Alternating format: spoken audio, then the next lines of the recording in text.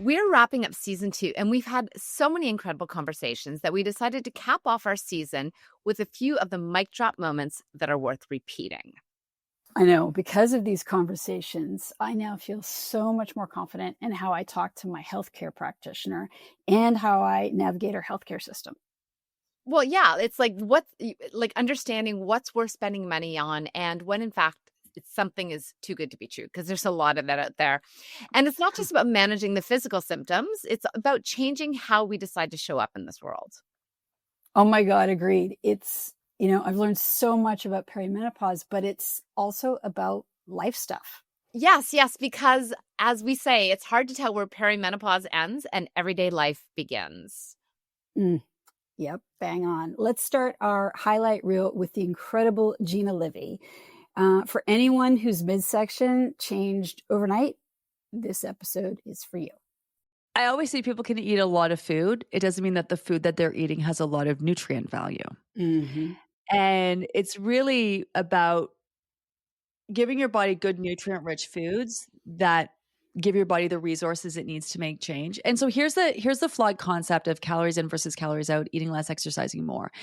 You can starve and deprive yourself, restrict your body from the nutrients it needs, and it will dip into and utilize your fat reserves. But in doing that, you are also simultaneously teaching the body that it needs that fat because you keep using it. And so the body stores a certain amount of fat for emergency purposes, like those times when you are starved and deprived and don't have access to food. The problem is we have all the access to food, most of us, that we could possibly ask for. And so it's the act of forcing your body to burn fat. Yes, you will lose weight that way, but you will never be able to sustain and maintain it because the first chance it gets, the body's going to store all that fat back plus more. And so this is why you have to figure out, why is your body feeling a need to store fat? It's not the chocolate that you're having after a stressful day.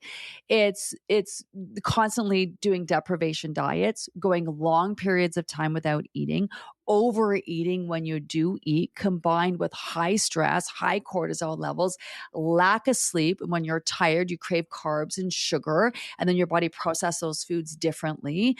It's about being stressed and utilizing food to cope day in, day out. And then when you do overeat something, punish yourself the next day by starving and depriving again. And that is what teaches the body. Like, the body's so smart. It's trying to figure out how to keep you alive. And imagine, what would the body do if you kept going through periods of constant starvation? Every time you did get your hands on food, the body's going to store that and be like, whoa, we're going to need this for next time. We're going to be starved and deprived, which happens quite regularly around here. And so, people like to come up with gimmicky things.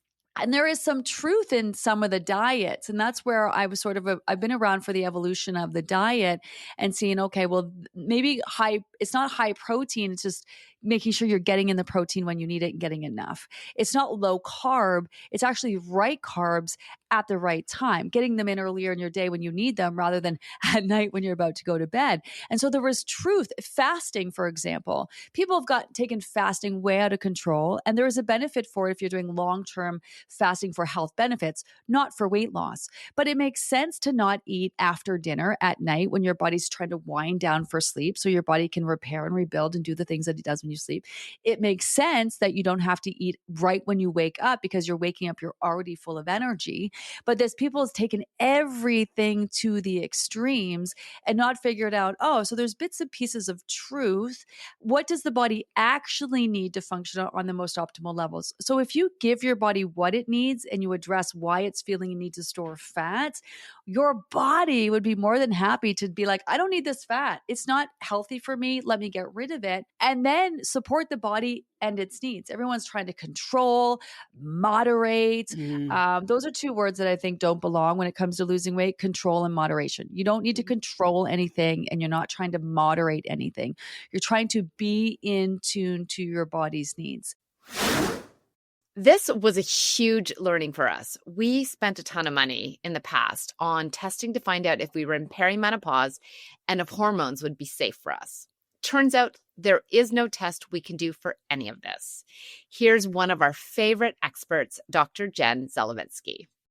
Could we just, for first-time listeners, right, that you do not need to have a test of any kind Yeah. to be prescribed hormone therapy. You may need some testing to rule out other causes, right? Yeah. But it's a clinical diagnosis, meaning it's based on your symptoms, correct? Correct. So Dr. Susan Davis, who we all know and love, Yeah.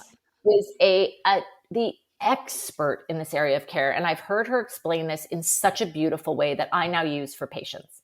So first of all, when we give Health Canada preparations for hormone therapy, we know exactly what you're getting, and we are keeping it well within tight therapeutic and normal levels for what is expected even post-menopause, right? Like, we're never overshooting the mark. It's not even possible. But secondly, there's no blood test that can tell us the most important thing, which is how your receptors, your estrogen and progesterone receptors, are responding to the hormone therapy. Serum levels tell us nothing about how rapidly you're clearing it, how well you're absorbing it, and how adaptable and responsive your receptors are to that hormone therapy. And this was mind-blowing to me, because this is such a brilliant way to understand it, because it is, I constantly am asked, I need to check my levels. I want to see where it's at. I do a baseline level because you're right. I need to make sure their thyroid's okay. I need to make sure there isn't a pituitary tumor that's causing their periods to stop unexpectedly, right? Those kinds of things, they need to be ruled out. And because often I'm just meeting these people for the first time, I'm not their family doctor. I need their cardiovascular history, their blood sugar levels, all of those things. And I do a hormone level, maybe if we're just wanting a baseline or to confirm if they're in menopause. Women who've had a hysterectomy or have a Mirena, we might not know if they're in menopause or not. And so it's a good way to, because we can't just go on period history. If you had your uterus removed but retained your ovaries, well, they're still giving off estrogens. You're not in menopause, even though you're not having periods. So it can be useful, but you're right. And if someone's saying you need blood testing, that is a red flag. If you're one of the lucky people who don't have perimenopausal symptoms, We hate you. yeah, we hate you. Kidding aside, regardless of whether you have symptoms or not, everyone's health risks increase with menopause. Here's the amazing Dr. Sarah Shaw with the risks you need to understand and start managing to support your health span. But I think sometimes if you can just say to women, like, I'm going to help you through this. It's going to take multiple appointments, and that's okay. That's normal. That is a part of the process. But I'm going to stick with you through this, and we're going to figure out what works for you. Can you be everyone's doctor? Thank you. Please. Could we talk a little bit about why understanding what happens in this transition and being mindful about prevention is so important? Could you share a little bit about that? Thank you for asking. There most certainly is. I mean, having a check-in at menopause and looking at prevention and optimizing your health is really the gateway to healthy aging. Like, this is where it starts. This is where our risks increase dramatically. Our risk for mental health, for depression and anxiety, our risk for decreasing cognitive function, our risk for cardiovascular disease, our risk for losing muscle, bone density. This is really important. We're lucky in Canada that we have a healthcare system, but we have limited healthcare dollars. Our healthcare system is built on responding to illness and disease. It's not built on prevention and health promotion, but that's exactly what women need, especially at midlife. I think bone density is one of the key examples of this. So we know before menopause, if you've been lucky enough to build peak bone mass, the average woman is going to lose 12% of their bone density through the menopause years, and some women are going to lose 20%. Now, if we actually had a conversation about what's your bone density now, get a bone density test, talk about what risks are, like did your mother or your sister or your aunt have a hip fracture, those kinds of things, we can actually prevent you from losing all that bone density. Feel like you're skidding into menopause? Take a listen to this clip with Dr. Kirsten Smith, naturopath/unicorn. She's got the hard facts on what it takes to stop the skid. What I'm always saying to patients is that the reality is that it's a much bigger story. I think soon, I think it's starting, that the conversation is starting to expand as it should, not just to be so frantic about the menopause hormone therapy, the HRT. It's starting to expand into the bigger story. And that is one of like, what are all the things that we should be doing to prevent cardiovascular disease, which kills more people, more women by a long shot over 50 than anything else.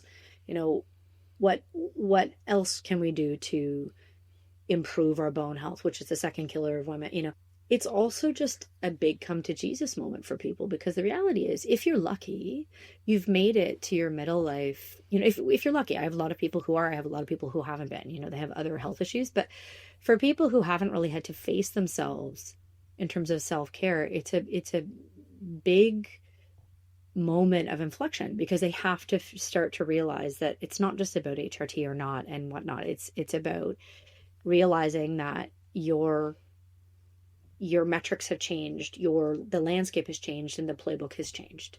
The inattention and the lack of research and the lack of focus on a valuable tool, which is hormone therapy, is only one part of the problem. Like, women live longer and they have much shittier quality of life than men, like by a long shot, in the second half of their life. And this is a big story, because it's like, well, you know, and a lot of women they come skidding in, as I do too. Oh my God, that is a great visual. Oh my God. Yeah, you come flying in, because most people have just are guns a-blazing. They've got old parents that might be ill or dying. Times 3. Yeah, and they may or may not have kids, and they're supposed to be at the peak of their career, and then they're just put on their back like a turtle with their, like, kind of being like, I can't, you know. And it's so shocking to people, rightfully so. And the thing is, it just, you know, it's really different, and it's really worth people accepting the truth, because that's where the power is, right? If you just go in like a turtle and you don't know what's going on and you're flipped on your back, and then you also think, I'll just do HRT and it's all good, then you're just not going to have a strong few decades, you know. And I think that's the thing I'm always telling my patients, like, this is the beginning, and it you know, it can feel depressing and overwhelming. It feels very negative, but the other side of that is power, in terms of just having way more agency.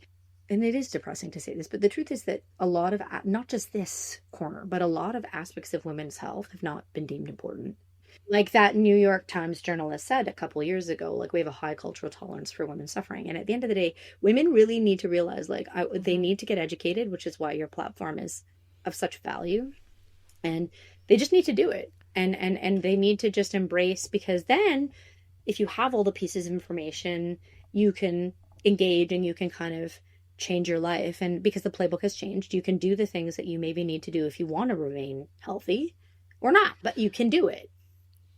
And here's the thing too, though, like, I feel like we live in this society right now where these women are skidding in, and as you said, I love that, and they're hearing that HRT is the magic bullet, a lot of them, and they're also looking for, like, we feel like shit, so we're looking for a quick fix. We want something to fix this, and we don't have to grin and bear it. We don't have to suffer, but there's a bit of work involved. It's not just taking a pill or supplementing yourself into good health. Like, you do need to put in a little bit of work here, and whether it's the lifestyle changes or this, you know, improving your sleep or whatever it happens to be, but there is some work here as well. And unfortunately, we're already fucking tired and exhausted and overworked, and it's hard.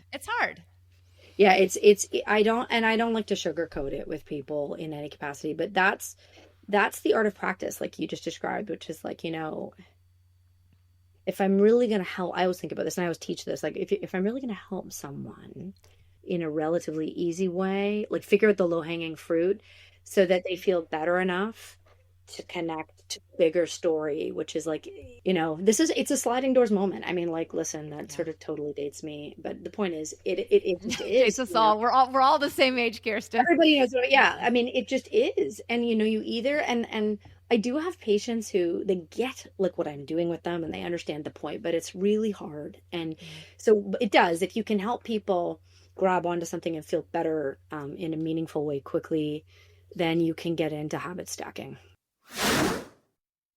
This next clip with Janet Coe, co-founder of the Menopause Foundation of Canada, is the clip I so desperately needed to hear 10 years ago. It's not burnout it's perimenopause. Janet, welcome. We're so excited to have you with us today. To start, we know a little bit about your menopausal journey from Trish when we had her on the show. And we'd like to get a little more detail about that and understand your journey, your background, and what prompted you to co-found the Menopause Foundation of Canada.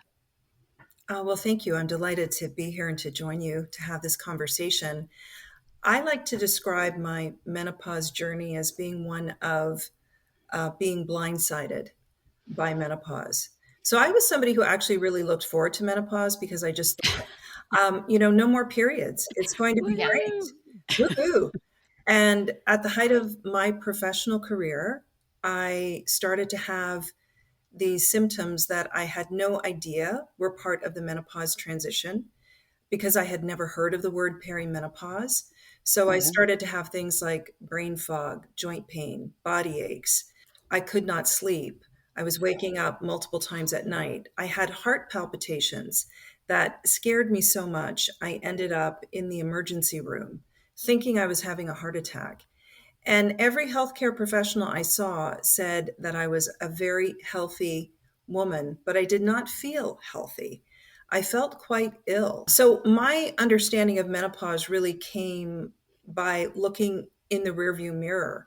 Once I reached menopause and I started to have hot flashes, I thought, okay, now I'm getting close to menopause. I never connected the perimenopause until I was well into menopause and started to learn.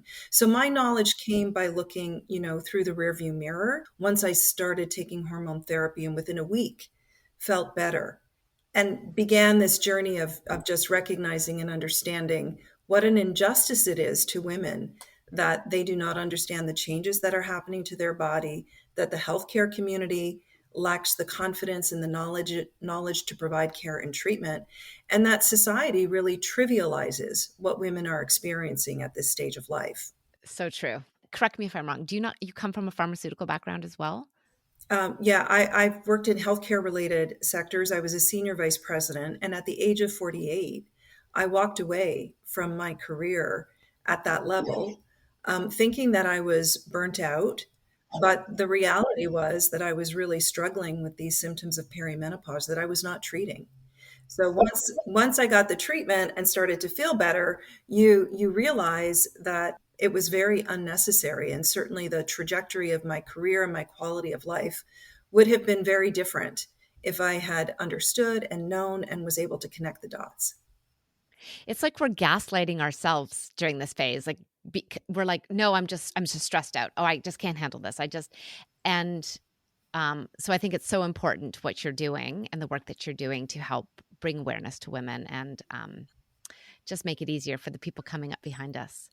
What has been the most important intervention or change that you've made? I guess HRT, I'm gonna guess, but is there anything else that you've made? Any other interventions or changes you've made to support your menopause journey? Well, I don't think it's one thing. I mean, for me, clearly, the menopause hormone therapy was a game changer.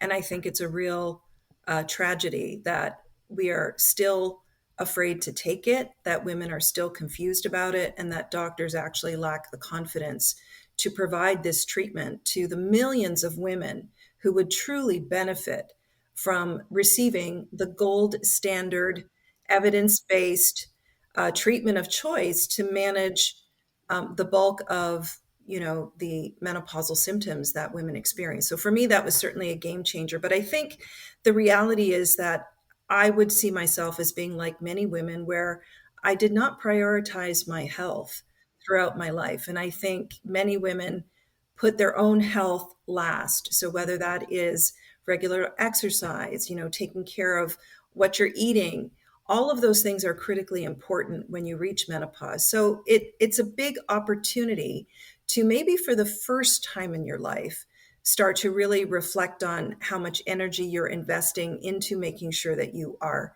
healthy. And that's what I've been trying to do. And it's not easy. And it's not easy when women are not feeling good. So, we tell women, well, you should be, having good sleep hygiene, and you should be moving more and eating better. But if you are really struggling with some of these symptoms, you do not have the energy, to actually take those steps. So sometimes we need to make sure that we're getting treatment that might help us to fall asleep at night, that might make those hot flashes go away. And there's so many phenomenal options that are available to us now that are hormonal and non-hormonal. So many things that people can do. Next up, we've got Shirley Weir. She's the OG Menopause Chick, and she has a message that everyone needs on their bathroom mirror, their computer screen. I'm talking Post-it notes everywhere. It's your daily reminder. Perimenopause is not a synonym for suffering. I have a daughter who's 21. So she was quite young when I started this journey, and my son as well. And they have grown up with their mother being a menopause chick. So every day I am here doing this because their generation is going to have an easier time. I love this. Yeah, so important. In your role as a health advocate, what are some of the biggest misconceptions and myths that you see that are persisting? Yeah, I think one of the biggest misperceptions is that women are meant to suffer. And then into this conversation, it's that the words perimenopause and menopause and postmenopause are synonyms for symptoms and suffering. Those are a lot of S words, but perimenopause is not a synonym for suffering. It's a life phase. Do some of us suffer? Absolutely. Do we deserve to feel amazing? Absolutely. So let's close the gap on, getting from A to B. But a headline, a magazine headline or a search engine optimized headline on on a blog post, it doesn't do any of us any good if all it does is to continue to perpetuate this, when a girl gets her period, she can expect pain. And then for the next 90 years, let's just tell her all the ways that she can suffer. That's not right. But there's another M word that is not being discussed all that much, and that is money. Yeah. Anytime you put 1 billion women into a spreadsheet, the business case will get approved. It doesn't matter if it's evidence-based. It doesn't matter if it's leaning into old stereotypes. It doesn't matter if it's continuing to push women down. If it's making bankroll, it goes through. Can we talk a little bit about that? Because some of our listeners might not know what you mean by evidence-based information. So when they're going to Dr. Google, there's a lot of stuff out there. What is evidence-based information? What should they be looking for? How do they find it? Google is not a doctor. Google is an ad platform that made $232 billion in ad revenue last year. It's not even a library. No. If we can stop thinking about Google as a library, we will make some inroads in this, because you and I could be the same age with the same date of last period looking for the same information, and Google's algorithm will feed us different content. So it's really, really hard to even use evidence-based information in the same sentence as Google. So where do they find, what is evidence-based information? Yeah, so evidence-based information is the output from accredited research organizations or entities. Do we have a lot of places to look in the world of menopause? No, we don't. But we have many world menopause societies who all sing off the same song sheet. They are all using and endorsing the same data that is available. That's a bit of a problem because we don't have a ton of research in this world on women's health solely, but taking the data and knowing that that is a reference point. So that's like job one. That's like base level. That's the speed limit on the highway, right? But sometimes you have to drive slower and sometimes you have to drive faster, right? So what's the baseline? And then the next step is for consumers and their health teams, their medical professionals, to be able to interpret that evidence and say, this is what this means for you. And so in North America, One of the best sources for evidence-based information would be the Menopause Society, Correct. formerly the North American Menopause Society. And some of that is a little bit difficult for women to distill and to understand. So how do they, are there any other sources?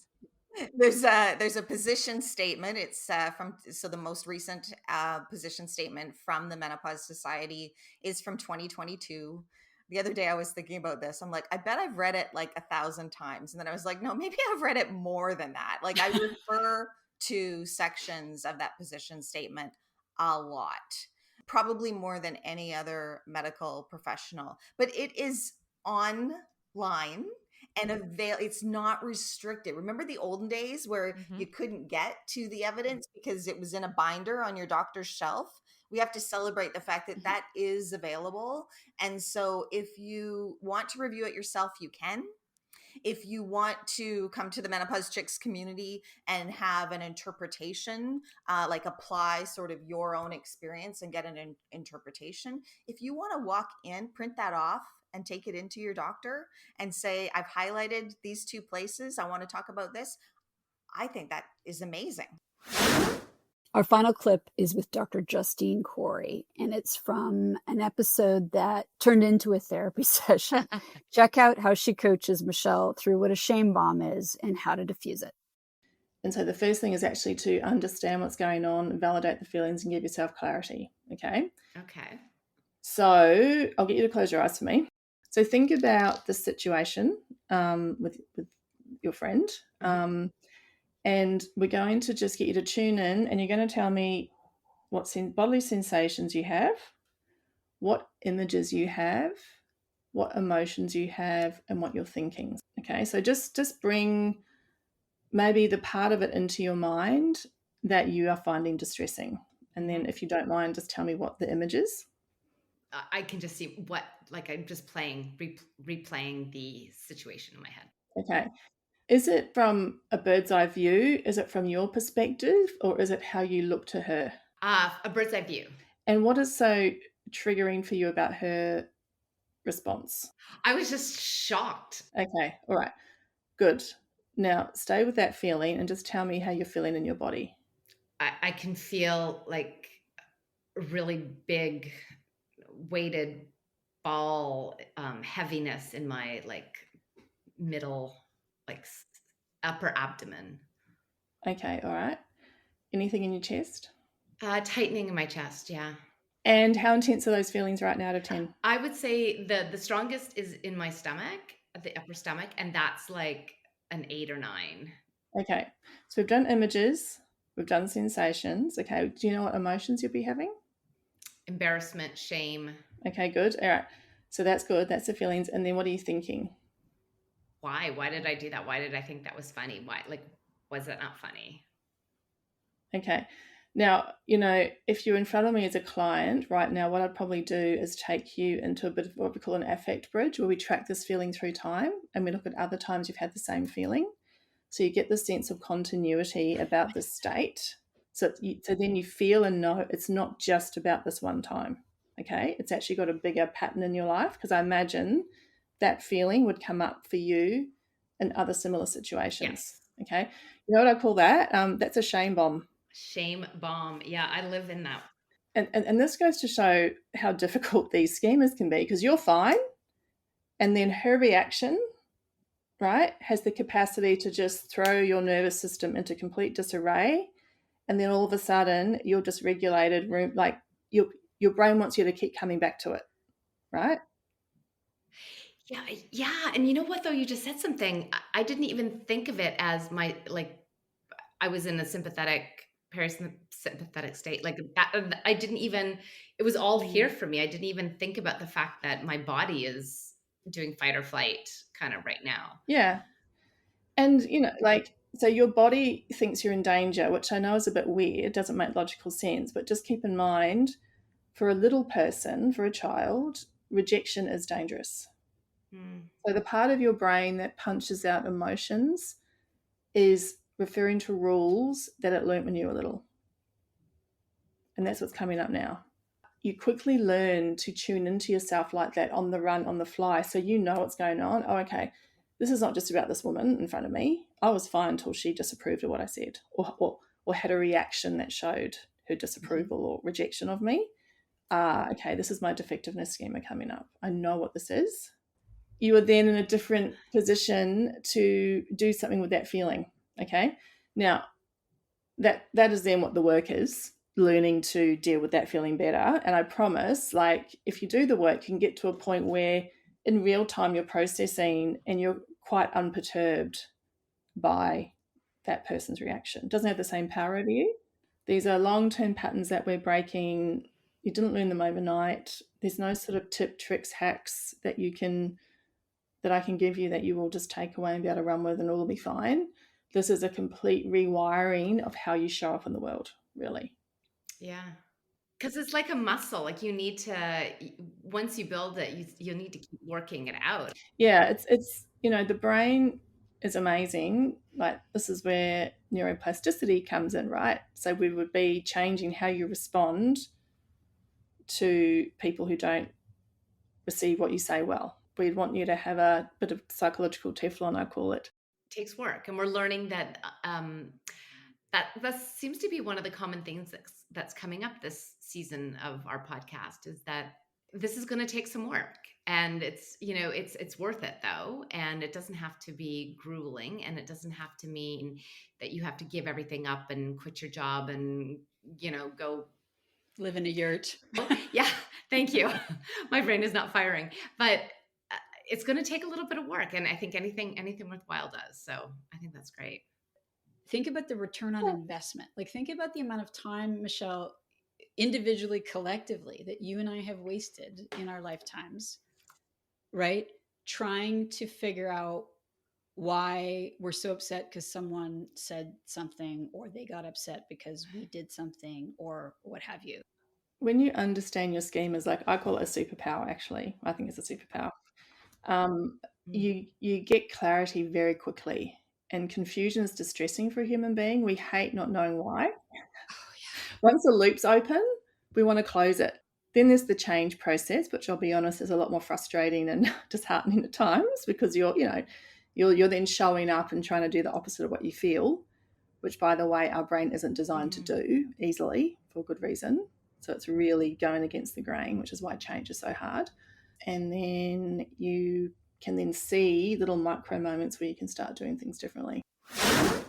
In season 2, we learned that it's not just about managing symptoms. It's about discovering who we are and who we can become in what's turning out to be the best times of our lives.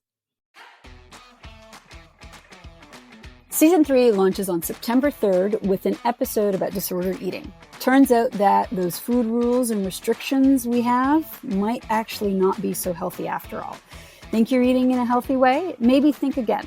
Tune in on September 3rd with eating disorder specialist Kyla Fox.